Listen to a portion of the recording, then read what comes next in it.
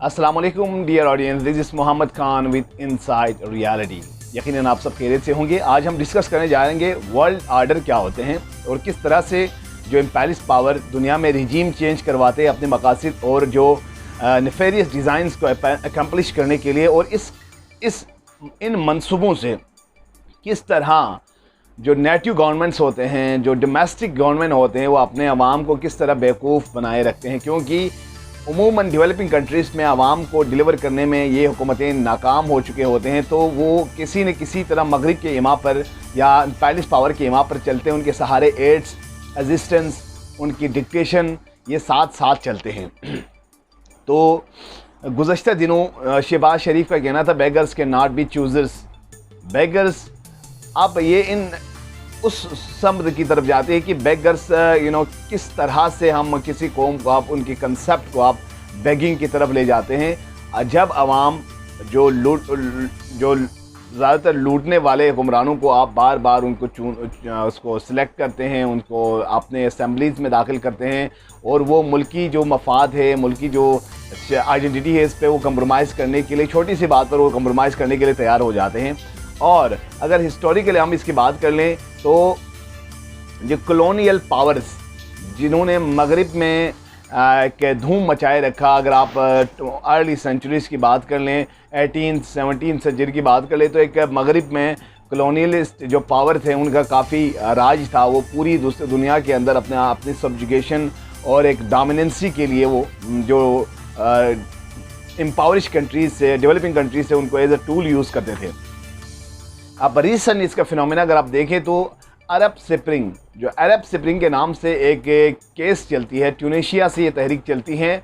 वहाँ पर जो एग्जिस्टिंग गवर्नमेंट थे ज़ैनुल आबिदीन, और एक बंदा था वहाँ पर बू अजीज़, और उसकी जो बज़ाहिर जो मगरिब का जो थीरी है, जब उसकी वो एक रेडी वाला था, जब वो अपने रेडी को लेकर जाते हैं किसी बाज़ार के किनारे पर, तो किसी जो वीमेन कांस्टेबल के साथ उसकी लड़ाई हो जाती है और उसको डिग्रेडेशन का सामना करना पड़ते हैं। तो इस खबर को मगरिबी मीडिया इतना हद तक वो तूल देते हैं, फ्यूलिंग करते हैं कि पूरी दुनिया में इसकी आग भड़क उठती है, और मगरिब में ट्यूनीशिया से एक लहर चलती है, और पूरे जो अरब और मिडिल ईस्ट में बड़े जो प्रोलॉन्ग हिस्ट्री थे जिन जो रिजीम्स की, वो भी इसके जद में आकर वो गिरने लगते हैं, और वो ट्यूनीशिया से शुरू होते पूरे अरब को लपेट में लेते हैं। इसमें अगर आप देखें हस्नी मुबारक का रिजीम देखें, लीबिया में मुअम्मर कडाफ़ी का रिजीम देखें, सद्दाम का रिजीम देखें, इन तमाम को ये एक छोटी सी माइनर सी केस के ऊपर ये नहीं होना था, मगर अमेरिकन पॉलिसी थी, ब्रिटिश,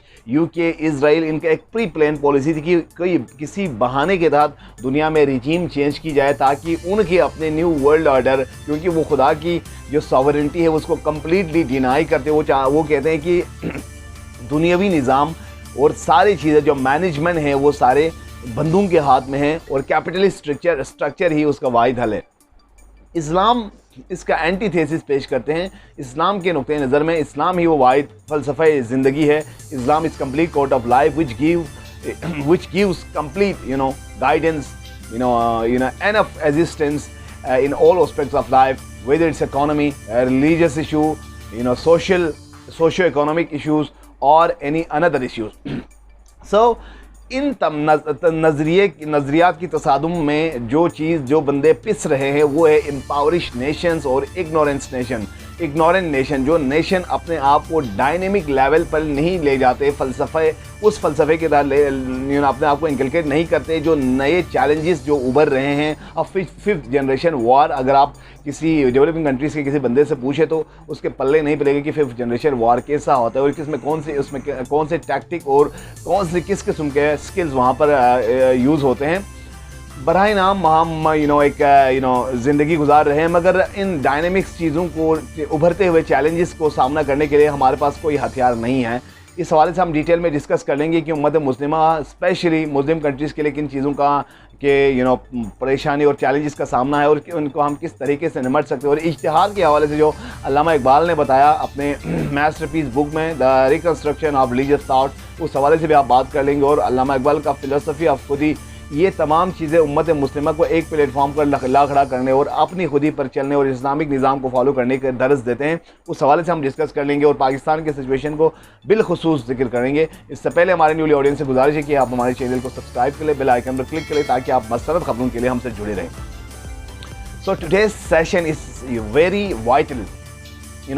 अगर हम बात कर ले ओवरऑल दुनिया में, तो अफ्रीकन कांगो से लेकर सब कंटिनेंट तक ब्रिटिश सब्जुगेशन रहा। इसमें सैकड़ों साल जहाँ के जो गरीब अवाम है उन्होंने ब्रिटिश डिक्टेशन पर काम किए। वो यहाँ पर आए, हमारे रिसोर्सेज को लूटा और हमारे ऊपर टैक्सेशन आयद की और हमारे जो कीमती प्रोडक्ट्स है वो हायर जो उसको चीप रेट पर हमसे लिए गए और अपने मंडियों में और पूरी दुनिया में खुद हमें रॉ मटेरियल हमसे चीप में ले गए और जो अपने प्रोडक्ट्स आते हैं उसको बड़े महंगे दामों हमें फ़रोख्त किया। और इस तरह से उन्होंने ईस्ट इंडिया कंपनी को तक़वियत दी और पूरी दुनिया में अपना सिक्का जमाया। दुनिया में सिक्का उन लोगों का चलता है जिसके पास एक स्ट्रॉन्ग और रॉबस्ट इकॉनमी होती है।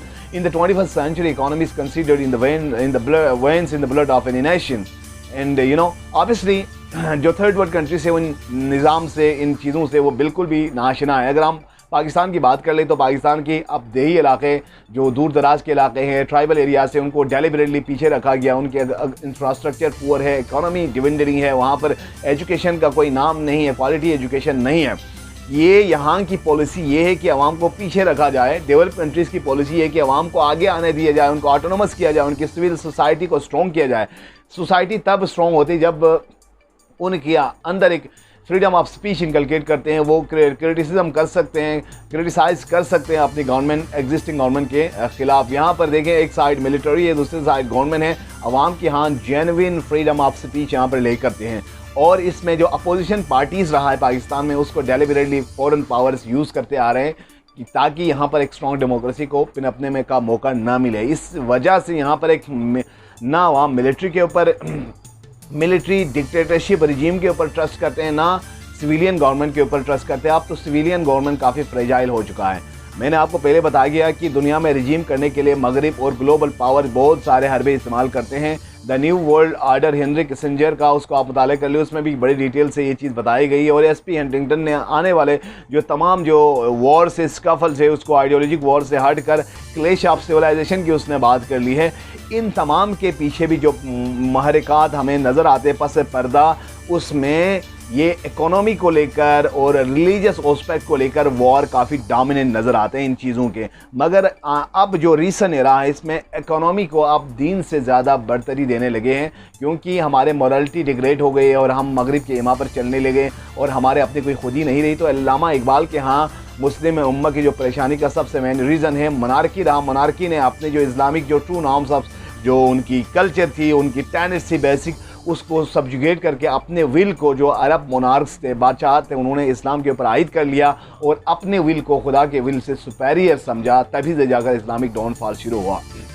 पाकिस्तान की अगर बात कर लें तो पाकिस्तान में एक हकीकी जमहूरियत नहीं है। So called dictated democratic form है। यहाँ पर मनपसंद एक फ़ोन कॉल पर आपके रिजीम रातों रात चेंज होते हैं। ये है पाकिस्तान की डेमोक्रेसी। और पाकिस्तान बदकिस्मती से उन ममालिक में शामिल है जहाँ पर करप्शन सबसे ज़्यादा है, बैड गवर्नेंस सबसे आगे, पावर्टी सबसे आगे, वुमेन सब्जुगेशन सबसे आगे हैं, करप्शन में सबसे आगे हैं। और क्वालिटी ऑफ एजुकेशन की बात करें तो पाकिस्तान उससे कोसों दूर है। इवन अपने नेबरिंग कंट्रीज से पाकिस्तान के इंडिकेटर्स काफ़ी पीछे। हमें आगे जाने के लिए इन तमाम उमूर पर सोचना होगा कि हम किस तरह से मगरिब के इशारे पर नाचते रहे और हमें अब इस दलदल में और हम we have entered into the blind alley where we neither have any plan nor any futuristic view. So we need to grow, we need to wake up, we need to stand on our own feet rather than going for the mimicry of the West and the rest. So ये चीज़ें हमें ले डूबी और हमारे institution से civilian government है वो तमाम इन जद में मगरिब की डिक्टेशन की जद में आ गए और अवाम बेचारे बेसमत they are moving just like unguided missile. It's very strange phenomena for the people of Pakistan. They are living in uncertainty. किसी भी वक्त यहाँ पर नाखुशगवार वाक़यात पैदा हो सकते हैं। आपके सलाला ऑपरेशन देखें, आपके मुख्तलिफ़ किस्म के यहाँ पर इन्वेजन देखें, टेररिज्म देखें, एक्सट्रीमिज़म देखें, ये तमाम किन चीज़ों की वजह से हो रहे हैं क्योंकि अपनी आज़ाद खारजा पॉलिसी नहीं है। और आप मगरिब के किसी भी इशारे पर आप सब्जुगेट होते ही, वरना आपके बड़े से बड़े इदारे और बड़े से बड़े लोग बिक जाते हैं एक फ़ोन कॉल पे। अब जो सिचुएशन है आने वाला दौर काफ़ी मैं बयान करूं तो बहुत भयानक होगा क्योंकि जिस करप्ट टोले को सुप्रीम कोर्ट ने वर्डिक्ट के मुताबिक उन्हें आइन शिकन करार दिया है, और जो बराह रास्त कत्ल में स्मासाने मॉडल टाउन में मुलविस है, और जो दूसरी जो पार्टी से MQM है, PPP है, फजल रहमान की ग्रुप है, ये वही टोले हैं जिन्होंने पाकिस्तान को लूटा, पाकिस्तान के माल को, वेल्थ को बड़ी बेहतरी तरीके से इस्तेमाल किया। अब उन्हीं को हुकूमत सौंपी जा रही है। अगर आप देखें इन सूरत हाल में पाकिस्तान का फ्यूचर बहुत संगीन हो सकता है। और आप prime minister mister Imran Khan के कल के स्पीच को देखें तो उन्होंने कहा कि मैं इम्पोर्टेड गवर्नमेंट को मारने के लिए तैयार नहीं हूँ, मैं सड़कों को लूँगा, मैं स्ट्रीट लूँगा। और स्ट्रीट लेने का मतलब है obviously he is not going to accept the illegitimate and the imported government which has been formulated at the behest of the foreign powers. In upcoming era, I can see an uncertainty and political turmoil in the state of Pakistan, where the ultimate option will be against the military invention. Neither the opposition parties nor the government will be achieving anything else. Rather, are external powers and their elements who are being used as a tool against the sovereignty of Pakistan.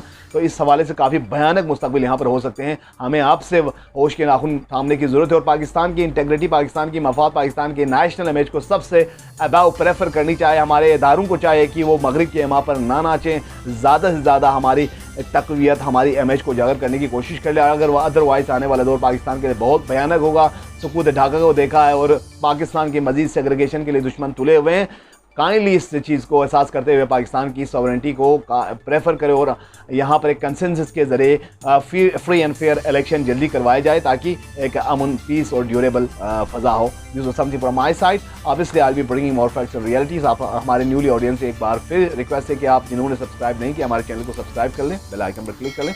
Thank you for watching my channel. Take care, अल्लाह हाफ़िज़।